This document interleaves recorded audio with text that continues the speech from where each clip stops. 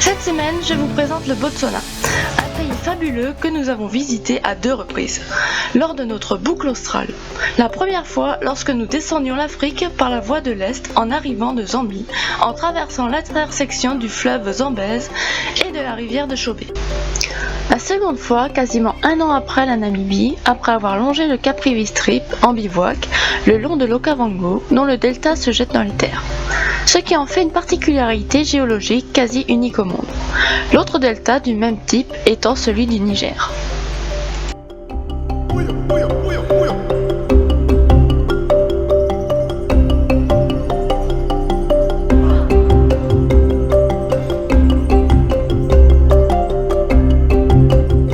Le Botswana compte que 2 millions d'habitants pour une superficie à peu près équivalente à la France, ce qui explique le peu de personnes croisées lors de nos pérégrinations à travers le pays.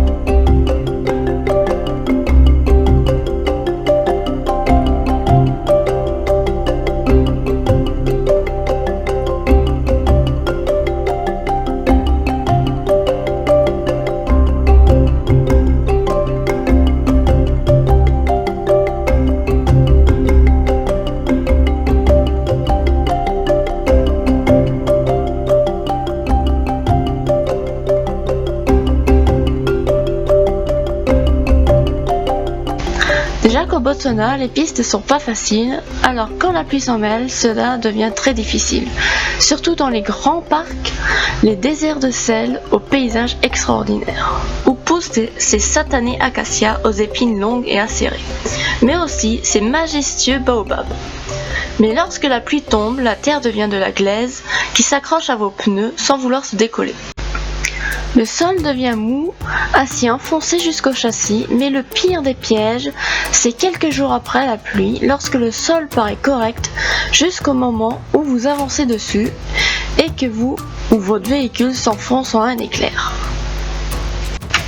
Et c'est là que la galère commence. Nous l'avons appris à nos dépens, c'est à ce moment que l'on apprend à ne pas sortir des traces faites au sol ou de faire une reconnaissance à pied avant d'y engager le véhicule.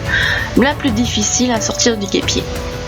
Après cette sortie du bourbier, nous nous sommes installés non loin pour bivouaquer. Le temps était beau, mais dans la nuit, nous avons eu le droit à un déluge. Pour ne pas tenter le diable, nous sommes restés sur place, espérant que cela se calme, mais ce fut l'inverse. La pluie redoubla, résultat, nous y sommes restés 4 jours alternant entre déluge et légère éclaircie.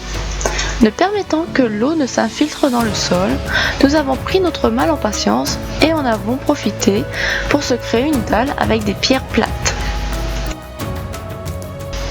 Pas pour être sec, mais pour éviter de transformer la zone en bain de boue et se faire des doubles semelles de glaise.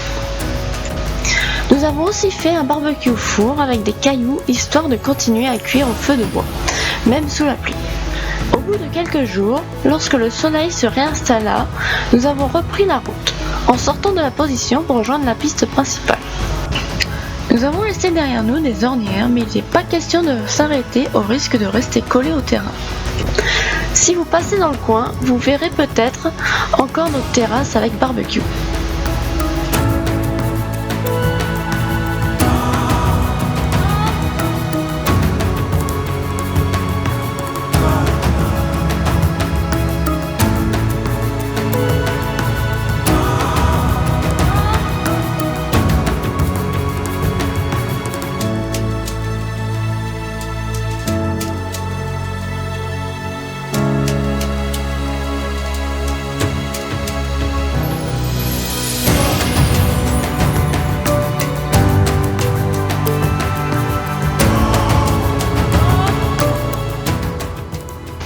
Notre plus beau souvenir au Botswana, c'est nos bivouacs sur les berges du delta de l'Okavango. Nous avons l'impression d'être dans un parc national. Sans avoir besoin de rouler pendant des heures pour observer la faune africaine, nous avions qu'à attendre qu'ils nous rendent visite. Nous maintenions quand même un feu de camp pour éviter qu'il ne s'approche de trop près. Ce qui n'empêcha pas que Lion et Lycaon viennent au plus près sans pour autant être agressifs. Ils étaient bien plus intéressés par les antilopes qui traînaient autour. Chacun venait se désaltérer ou traverser le bras d'eau, au bord duquel nous étions stationnés.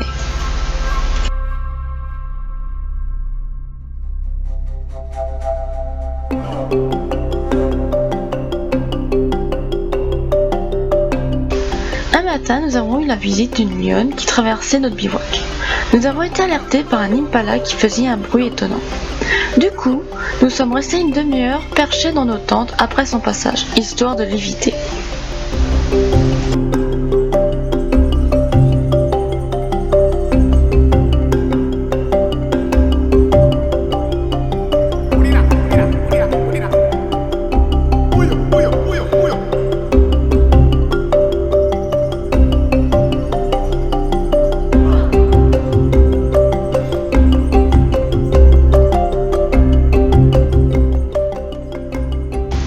S'il est connu qu'il est interdit de rentrer au Botswana avec des légumes ou de la viande, il est en revanche moins connu qu'il existe une frontière sanitaire entre le nord et le sud du pays, sur une ligne ouest-est entre Malta-Mayane et Nata. Et ce même si cette viande et ces légumes ont été achetés au Botswana, dans le but d'éviter la dissémination de la fièvre afteuse afin de préserver leur bétail.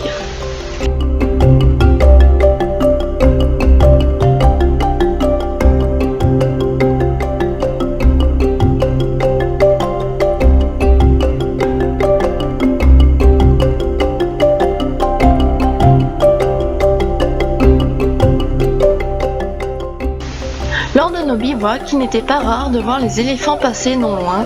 Nous avons même pu observer des lions passer à proximité du haut de nos tentes. Du coup, nous sommes restés un moment en haut avant de descendre.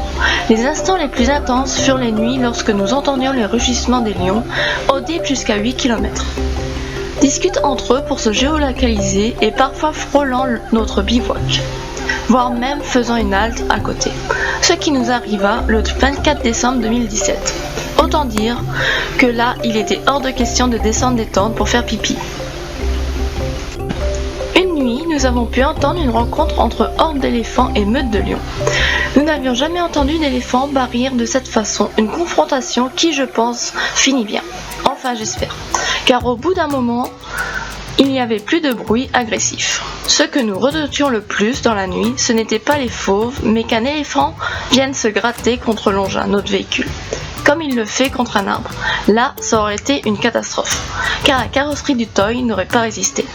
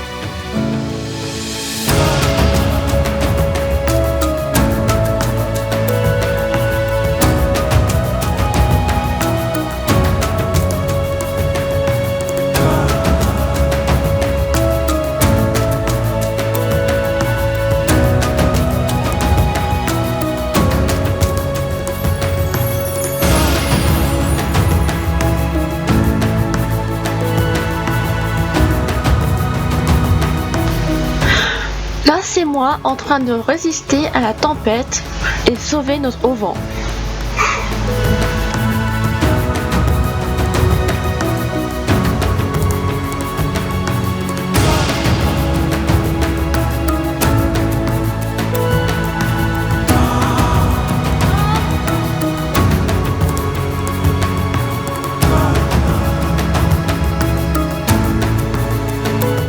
Papa est en train de creuser nos feuillets de campagne.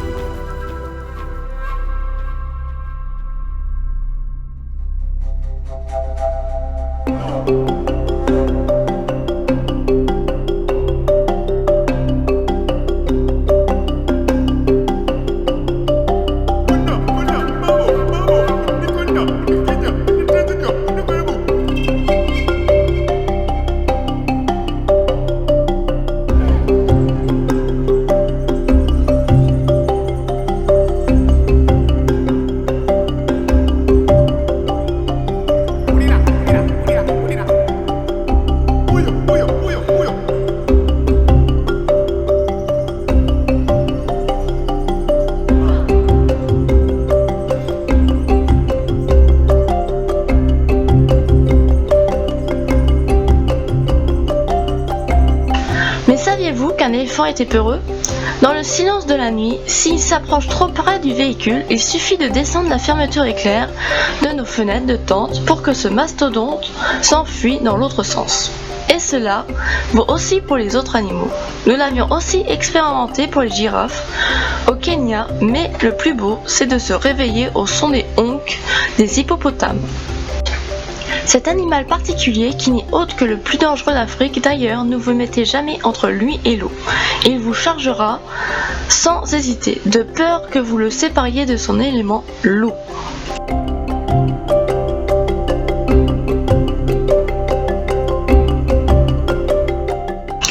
Nous avons préféré le nord du pays et plus particulièrement la région des plaines humides et verdoyantes du delta de l'Okavango, où nous pouvions à loisir observer la faune africaine lors de nos bivouacs sauvages dans la région.